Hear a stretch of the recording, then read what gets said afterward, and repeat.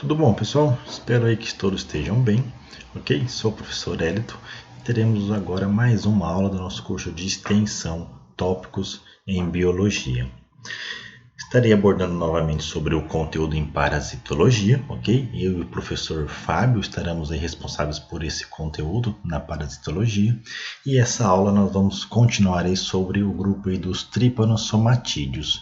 E nós vamos estar abordando, pessoal, um tripanosomatídeo muito importante aí para a parasitologia, tá? Não só para a parasitologia, em especial essa disciplina, mas também um protozoário envolvido aí também para outros cursos também voltado para biologia, para medicina, para biomedicina, para farmácia, que é a leishmania. Um outro exemplo aí de outro gênero que nós incluímos aí no grupo dos tripanosomatídeos. São protozoários também, a leishmania, assim como nós vimos com o T. cruzi, que são protozoários que vão possuir apenas uma única mitocôndria, uma mitocôndria muito grande, em que essa mitocôndria vai estar aí em grande parte do citoplasma. E nessa mitocôndria nós temos uma região rica em DNA, em que nós chamamos de cinetoplasto. Bom, a leishmania, pessoal, ele é um grupo, um gênero, e que nesse gênero tem algumas espécies que estão responsáveis em desenvolver a doença que nós chamamos de leishmaniose. É uma doença aí que acomete, né, predominante em 98 países, ok? Então a última atualização subiu aí um pouco o número de países que são acometidos, que possuem a predominância dessa doença leishmaniose. De acordo com a Organização Mundial da Saúde, aproximadamente essa doença ameaça em torno de 350 milhões de pessoas, ok? E de acordo com a Organização Mundial da Saúde também, de acordo aí com a OMS, aproximadamente por ano, tá, pessoal? Por ano, 1,6 milhões de novos casos de leishmaniose. Nós vamos ver nesta aula que a leishmaniose ela pode ser uma leishmaniose do tipo cutânea, ok? Uma leishmaniose cutânea em que acaba desenvolvendo aquelas úlceras, aquela ferida na pele, tá? É uma doença, pessoal, em que ela predomina também de uma forma mais grave, que nós chamamos de leishmaniose visceral. Então essa forma, se não tiver tratamento, pode levar o indivíduo à morte. E não só em seres humanos, tá, pessoal, que a leishmaniose pode desenvolver. Ela pode também acometer animais, outros mamíferos também, como os caninos, ok? Outros mamíferos também já foi detectado em roedores também, ok? Além dos mamíferos que podem estar desenvolvendo, pode estar sendo um dos reservatórios desta doença. Então a leishmaniose é um complexo de doenças que é transmitido, que acaba sendo transmitido por algumas espécies de leishmania. Não são todas as espécies de leishmania, ok? Que vão estar desenvolvendo esse tipo de doença. Bom, a leishmaniose, pessoal, ela tem um histórico também. Então ela foi descoberta aproximadamente lá em 1903, tá? Então em 1903, um pesquisador chamado Leishman e o outro Donovan, eles acabaram descobrindo, né, este protozoário, fazendo descoberta deste protozoário, acabou relacionando com uma doença, um tipo de registro de doença que estava tendo naquela época, ok? A leishmania, né, vem deste pesquisador Leishman, e Donovan ele contribuiu para desenvolver, para colocar o nome de uma espécie chamada Leishmania donovani. Eu não vou falar muito do histórico, né, mas é uma doença que vem se destacando há muito tempo, né?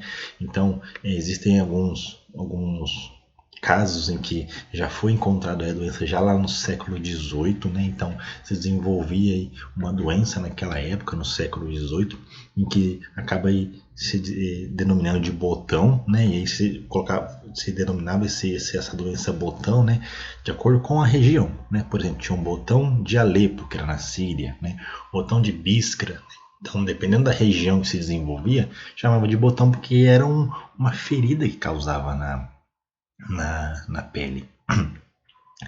E olha só que interessante, pessoal, foi descoberto, né? Foi até encontrado o DNA mitocondrial, né? Lembra que eu falei para vocês que esses protozoários possuem mitocôndria e que essa mitocôndria tem DNA, DNA mitocondrial, DNA do cinetoplasma. Então foi encontrado este DNA mitocondrial, olha só que interessante, foi encontrado esse DNA, né, mitocondrial, nesse caso da espécie Leishmania donovani, em múmias egípcias muito velhas, pessoal, tá? Múmias egípcias aí, de 2050 a 1650 antes de Cristo, né? Então tem uma abrangência aí muito histórica, né, sobre casos dessa doença. Uma coisa interessante também é uma peça de cerâmica lá no Peru, em que essa peça de cerâmica, se vocês notarem, ó, tem uma desconfiguração aqui no rosto desse indivíduo daquela época, né? Uma peça de cerâmica fundamentada no rosto de uma pessoa. E notem que tem uma ferida. Arqueólogos acreditam que essa ferida pode ter sido então de uma pessoa vítima de leishmaniose naquela época, de 100 ou 800 anos depois de Cristo.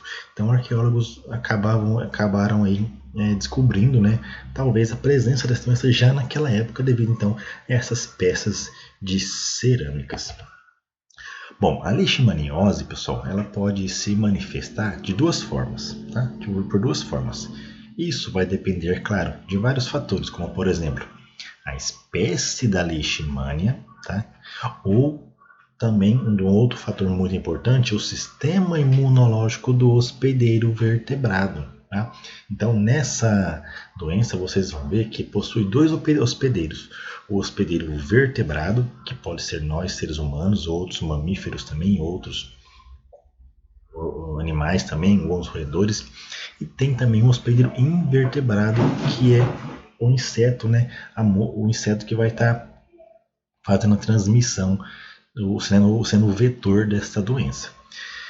Quando aí se trata aí da espécie do protozoário ou do sistema imunológico do hospedeiro, nós podemos ter dois tipos de leishmaniose.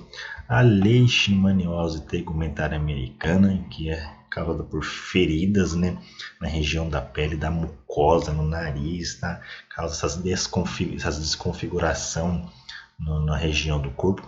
E tem leishmaniose visceral, que ataca principalmente aí o fígado, ataca o baço, ok?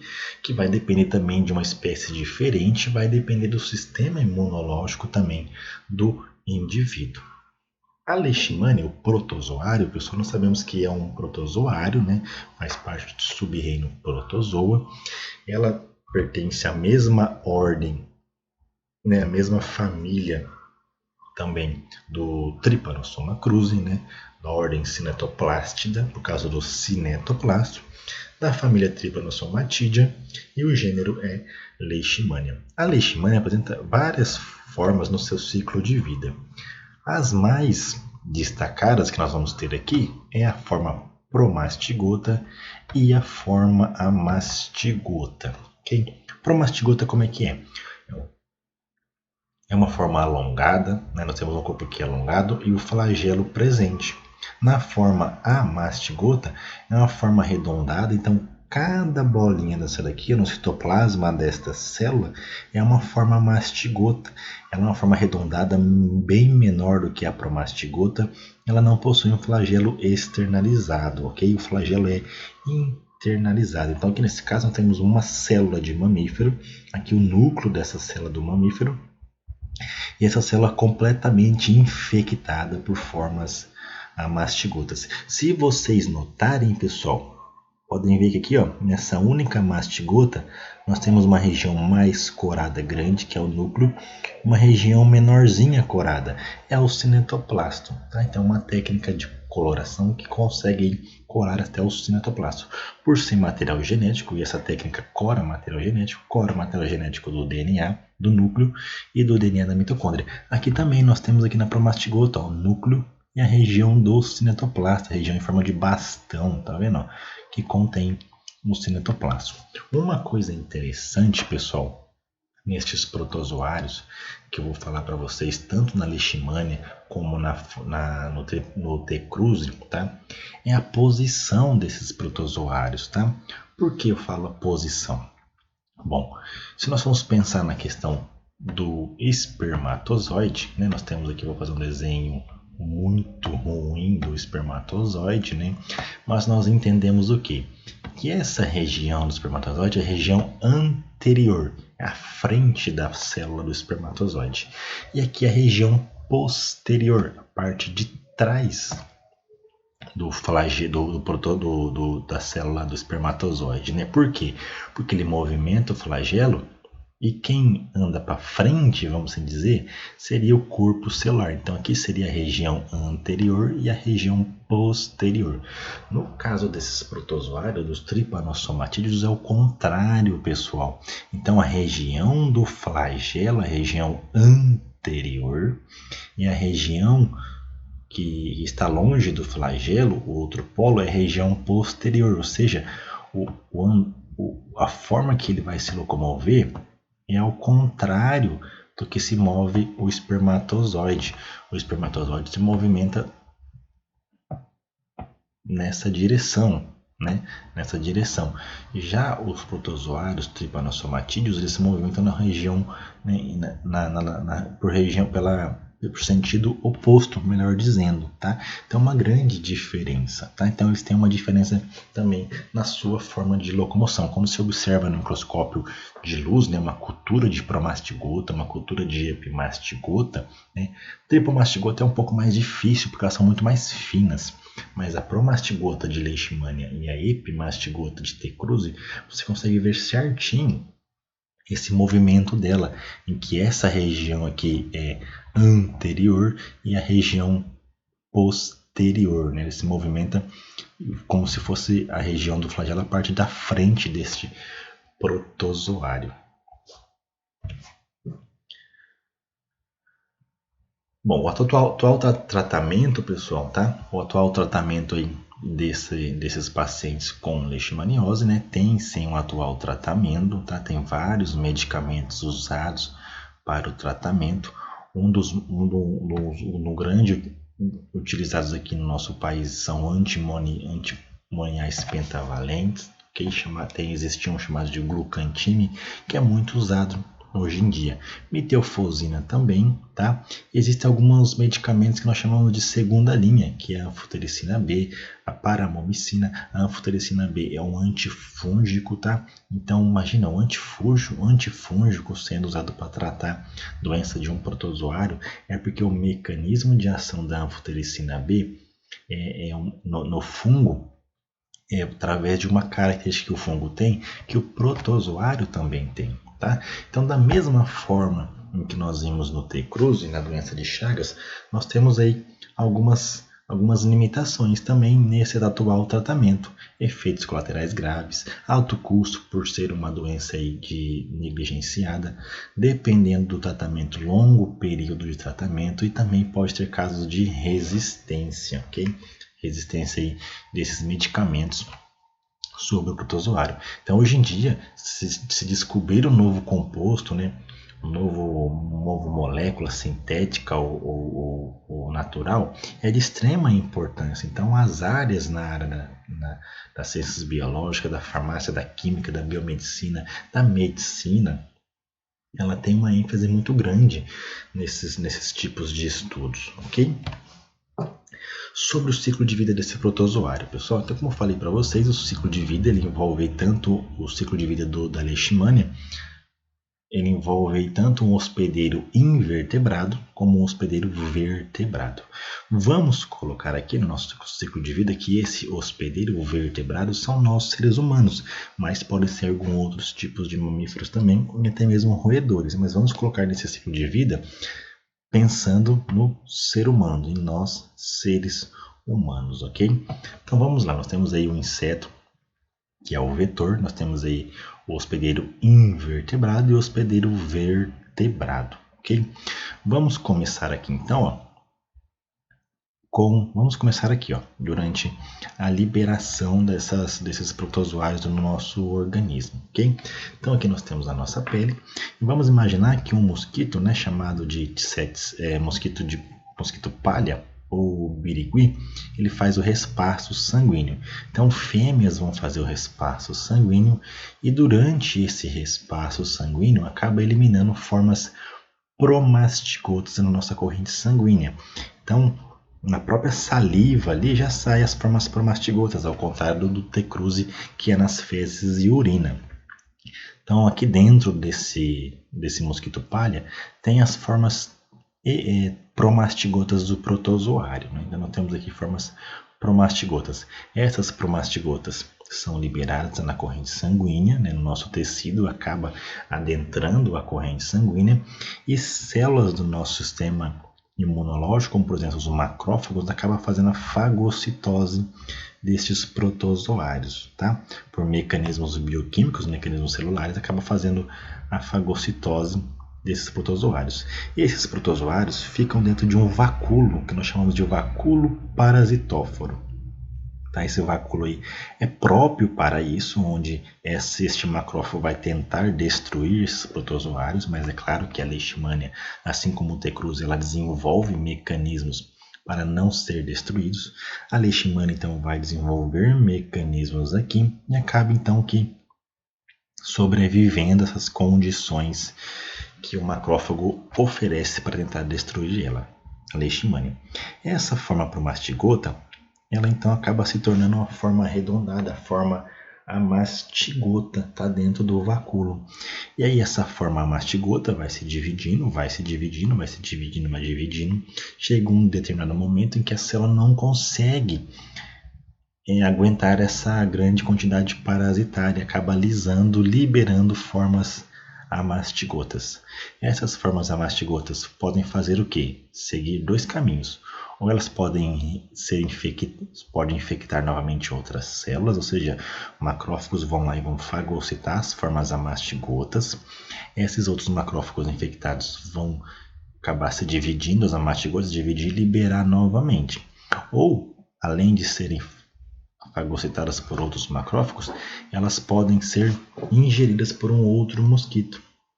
Esse outro mosquito vem, faz o respasso sanguíneo, a fêmea, ingere formas amastigotas. Lá dentro, essas formas amastigotas são liberadas, às vezes já está liberada na corrente sanguínea, e essas formas amastigotas dentro do inseto se transformam em formas promastigotas. Essas promastigotas vão se dividindo no estômago do inseto, vai se dividindo, e aí se ele fizer algum outro respasso sanguíneo, ele libera novamente essas outras formas promastigotas, e assim continua o ciclo de vida deste protozoário, sempre envolvendo um hospedeiro vertebrado e um hospedeiro invertebrado. Aqui, pessoal, só para a gente conhecer mais um pouco sobre a forma promastigota. Então, a forma promastigota é uma forma alongada. A forma promastigota tem um flagelo externalizado, um flagelo livre para sua locomoção. Então, aqui ó, é região anterior e aqui é a região posterior. O que nós temos na região anterior de importante?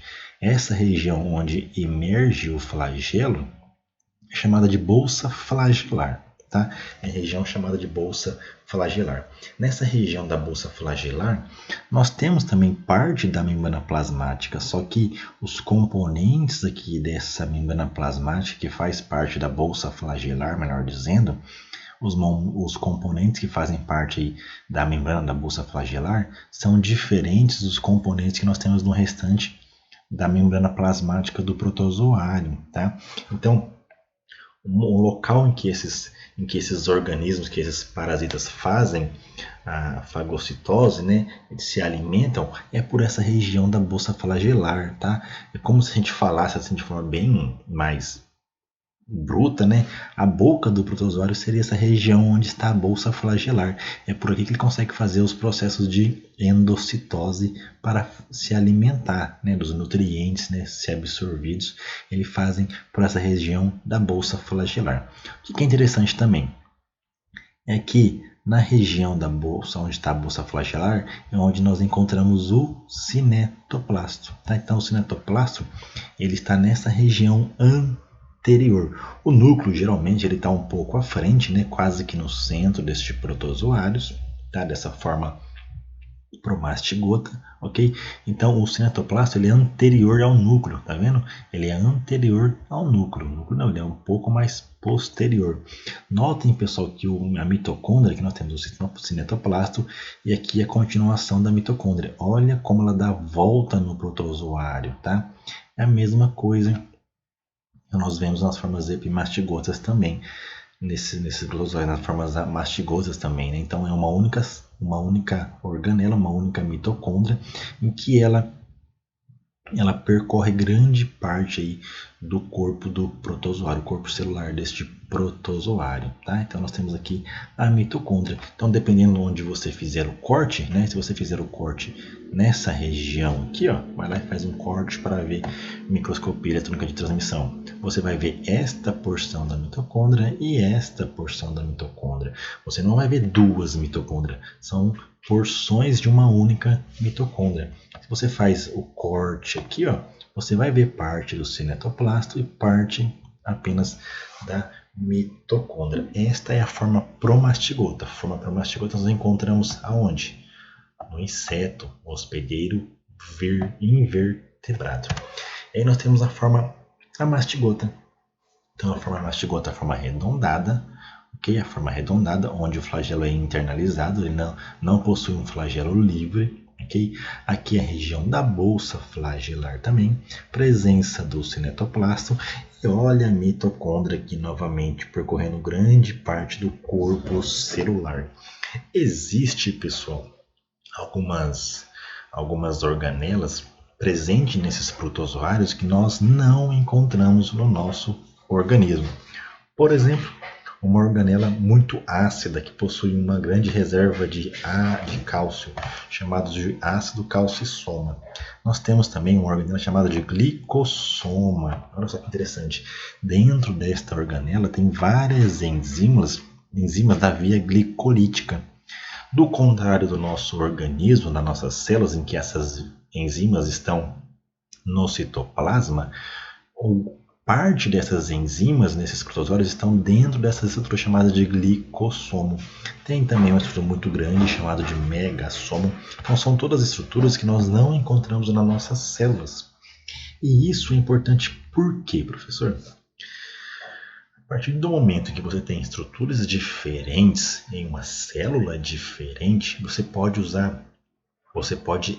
estudar compostos que possuem atividade no ácido calcissoma. Você pode estudar compostos, moléculas que possuem atividade no glicossoma. Às vezes eu tenho lá uma molécula que eu descobri e essa molécula consegue danificar o glicossoma. Como nossas células não possuem glicossoma, elas não serão atingidas por esse composto que eu descobri. Então ele é um grande composto para se transformar em um medicamento para pacientes com leishmaniose. Assim também como nós podemos pensar também para a doença de Chagas.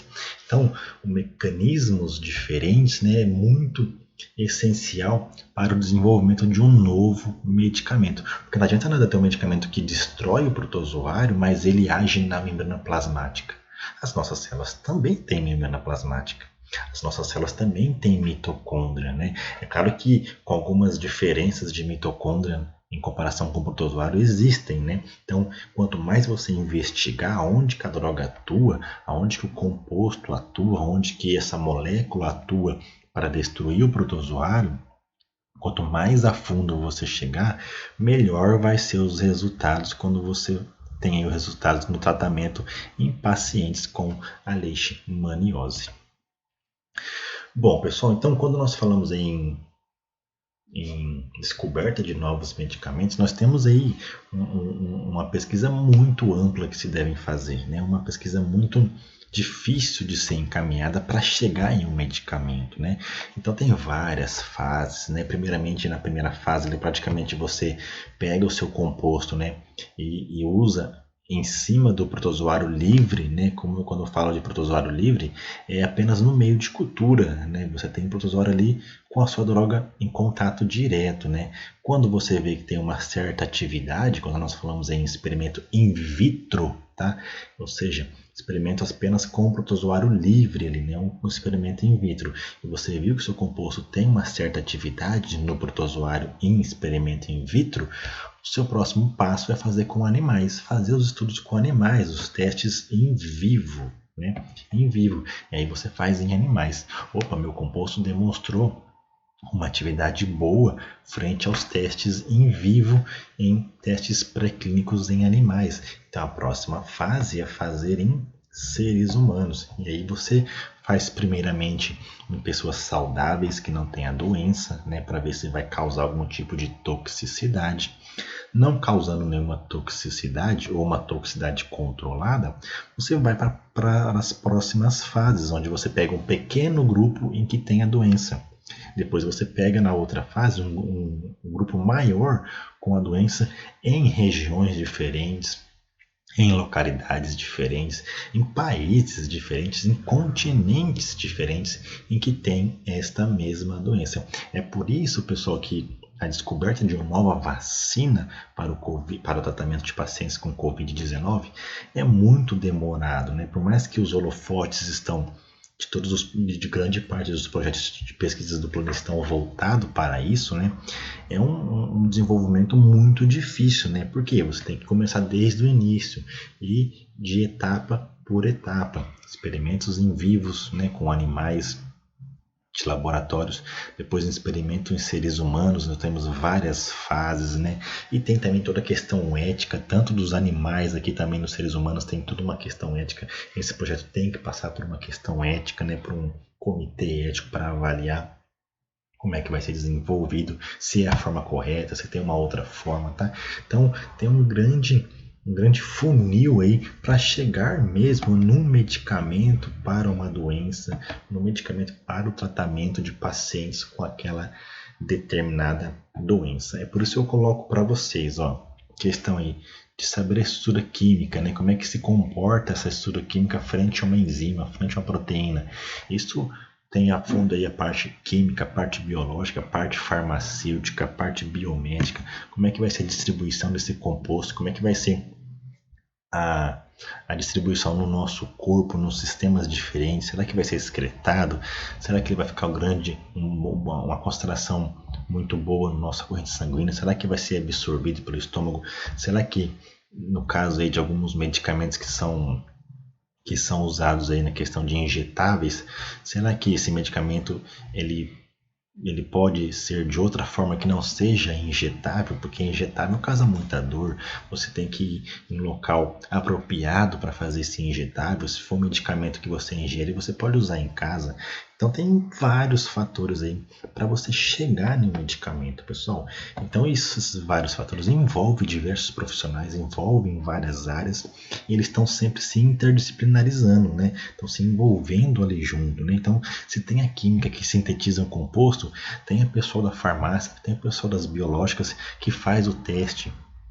Depois tem o pessoal da medicina em que faz os testes clínicos, né? Tem a parte da biomedicina também, que é o pessoal que faz os testes biológicos, influencia também em outras atividades também. Então tem um apanhado geral aí de vários profissionais voltados, né, para alguns grupos aí da parasitologia de interesse aí na medicina, ok? De interesse da saúde, belezinha?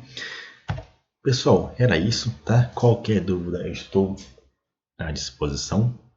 E o que precisarem aí pode entrar em contato, tá? Um grande abraço aí e até a próxima.